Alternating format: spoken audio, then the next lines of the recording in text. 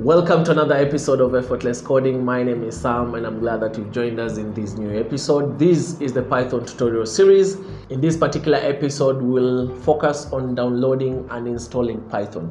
Now, for those people who have been asking on our comment section, what do you do and all that, we are actually called Skyzone Communications, which is an agency that helps clients, improve their online presence by developing websites for them and web applications.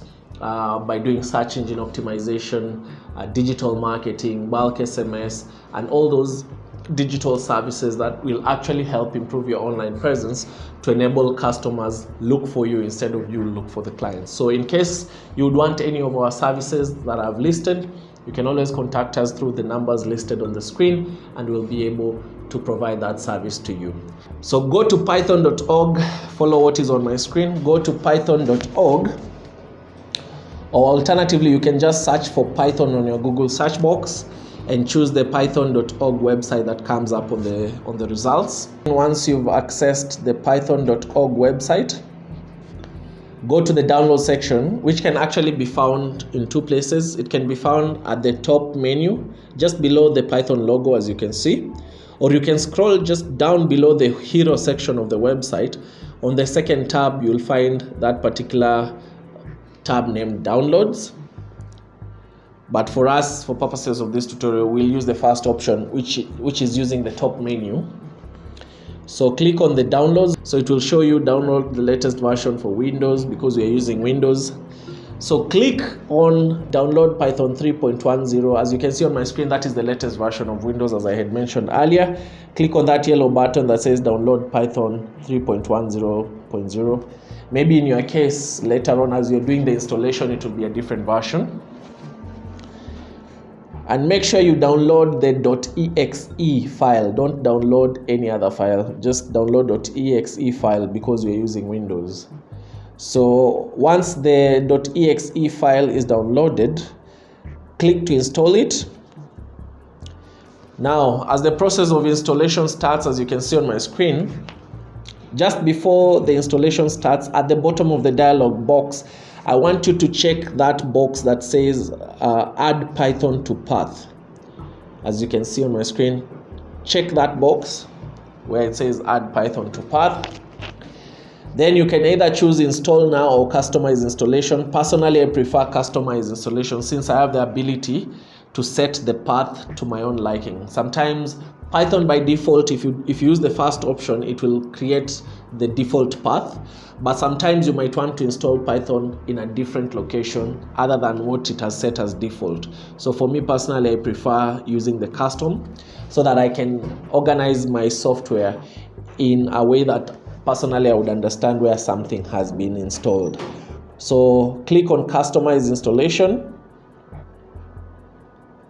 Once you've clicked on that, in the optional features section, I want you to leave it as it is and then click on next. In the advanced options, under customize location, this is where I'd mentioned before, you can now modify that path to your own choosing and not the default. So for me, I'll change the location to my local disk, which is the C drive, and I'll create a folder under C drive called Python. Then backslash. Remember, there's a forward slash and backslash. For me, I'll put a backslash. In Windows, you use backslash when it comes to paths. So create that folder called Python, then backslash, then type Python 3.10, meaning it's Python 3.10.0. Without the dots though when you're typing. So it's just type C.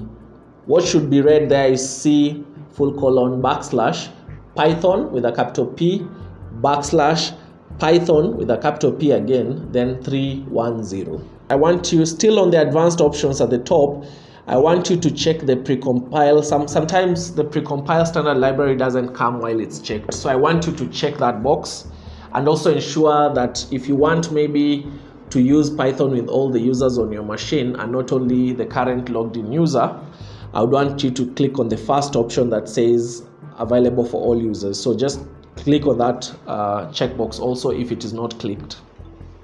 So once you've done that, click install, then wait for the installation to complete.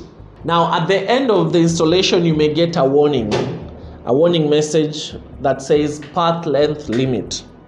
So just click on that message, and once you click on that message, whatever will come, click yes, and that will be able to sort out that problem. So on the warning, click the warning, then click yes, and that should be able to sort out that issue.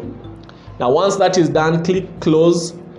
Then on your start windows button, as you can see on my screen, click the start windows button. At the topmost section, you should see the recently added software on your machine. I hope you can see Python modules that have been added there.